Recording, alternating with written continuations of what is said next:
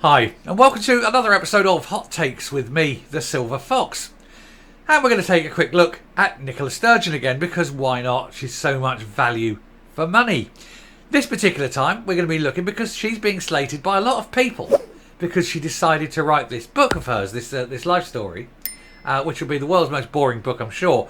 But you don't have to worry about buying it. I will read, I will review it, and if there is anything interesting in it, I will relate it. But there probably won't be too much of interest. But even then, I'll tell you that there's nothing of interest, and don't bother wasting your money. I'm doing that. I'm good. I'm providing a public service, aren't I? Anyway, it's about this book that we're talking because she, of course, went to Pan Macmillan to get it published because they offered the most money. At the end of the day, it's all about money, isn't it, with Sturgeon? But she's being slated because why didn't she go to a Scottish publisher? She's all very famously pro-independent, pro-Scotland, First Minister of Scotland, Scottish National Party, blah, blah, blah. Everything Scotland first, last and in between. And then she goes to an English publisher. It's money, isn't it? It's just money. That's it. But we'll take a look at this piece, see why she's being slated and why it's not a good look for a woman who's always pushed the Scotland first button. Here goes.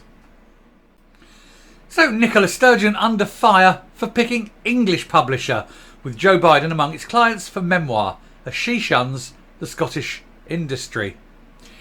Well, if Joe Biden was good enough for Joe Biden, why didn't he go with an American publisher? He went with a British publisher. But she's just done that. But I mean, this is what it is. Ultimately, it's going to be money. But anyway, the former SNP leader is releasing a book about her time in politics. But author Rosemary Goring reckons she should have picked someone other than Pan Macmillan. Well, I thought it was actually not so much her time in politics as her whole life. It was supposed to be, warts and all, wasn't it? But it won't be, of course.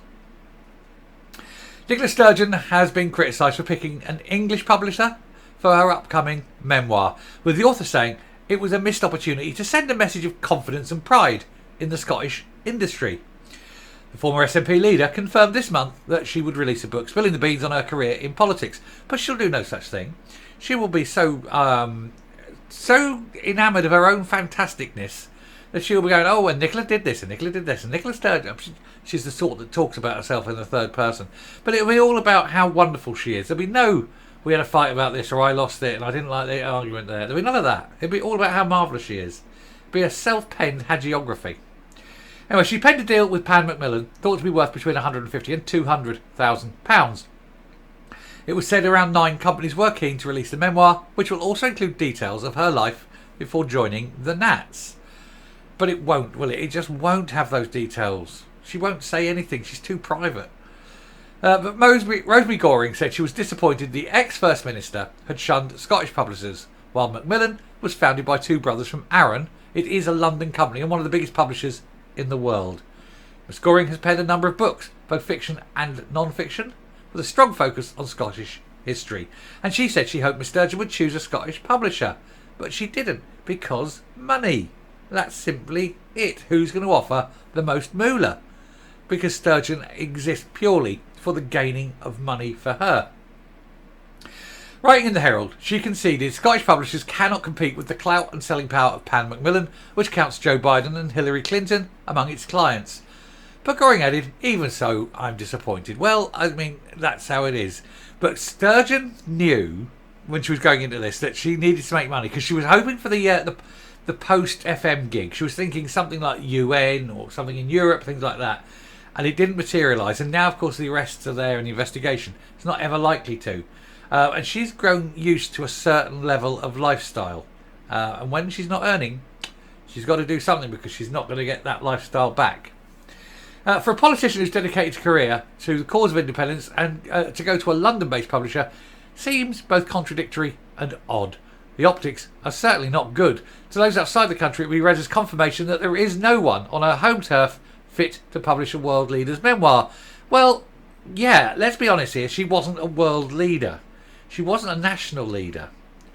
So, she's not in the same clout as Joe Biden, is she? Admittedly, the pool of contenders is small, but she could nevertheless have opted for one of them. Doubtless, the deal was negotiated by an agent seeking the best terms and conditions. All the same, it feels like a snub. And it is a snub. course it is. What she's saying is, well, yeah, sure, the Scottish publishers, but none of them have got the money that I want and need. Claiming Miss Sturgeon had been a dauntless champion of her homeland, no, oversaw the destruction of her homeland, Miss Goring adds, placing her memoir with the Scottish House would have sent a message of confidence and pride in an industry which, in recent years, has needed all the support it can get. Well, if it's not thriving, you have to look why. Is it the business environment in which these places exist? Because Scotland is making it ever so difficult for all businesses to thrive. Anyway, she said instead her choice reflects the age-old tradition of heading to London, where it would seem all the streets are still paved with gold. Well, they are for Sturgeon, £200,000 worth of it, although not the million, of course, that Boris got. The memoir was announced earlier this month, with Pam Macmillan promising a deeply personal and revealing autobiography. If they think that, I've got a camper van to sell them. Miss Sturgeon herself said, I will talk about what I'm proud of and be frank about my regrets. Regrets, I have a few. Far few to mention. She won't talk about her regrets. Well, her regrets will be along the lines of, I regret not getting independence, I regret not becoming the Queen of Scotland, that sort of thing. But it won't be where I lost anything, because she'll never admit to losing anything. Excuse me, I have something in my eye. There we go. She said it will reflect on the challenges of being a woman in politics and reveal more about the person behind the politician. I don't want to see the person behind the politician. The politician is bad enough. Imagine how awful the person must be. She said, I'll also draw on my 35 years of experience to offer some thoughts on the future of Scotland, the UK and democracy in general. You don't know anything about democracy. You lost. You lost the referendum and then just carried on as though you hadn't. What's democracy to you? Anyway, we previously told how Miss Sturgeon's deal is dwarfed by other political figures. Ha ha! We said about this. It is believed her former Tory rivals Boris Johnson and David Cameron received $1 million to put their recollections to print. That's because people want to hear about them because they're international figures. She is not known outside these shores very much, is she? I mean, outside of particularly Scotland, England, more or less, maybe some Wales and Ireland. But after that, you're getting into very rough territory that anyone has even heard of the woman. Never mind wants to hear and read about what she's done with her life. Anyway, there we go. And I still think as she's getting old, she's turning into Alex Salmond. Same jeans. And then that little mouth puckered like a dog's bottom. Anyway, I shall stop there, come up and finish. But it's typical of the SNP, isn't it? They needed accountants, they went to England. She needed a publisher, she went to England. It's almost as though saying Scotland doesn't have these facilities. What does that say about Scotland under the SNP then? Fail all the way, isn't it? Anyway, I shall stop there. Thank you very much for watching. If you like what you're seeing here on the channel, do please hit the subscribe button. And I would ask you to do that. We're getting close to a little number that I want to hit. I'm aiming for a number by the end of next month. I'd like to get to that. So if you are a regular viewer and you have not yet hit that button, now is the perfect time. Be helpful if you did. Really strengthens the channel. Means that we can get the message out when we do the big hard ones. It's also because we're a political channel, and YouTube kind of hides the political ones a little bit, so we struggle to get the wider audience because of it. So do please hit the subscribe button.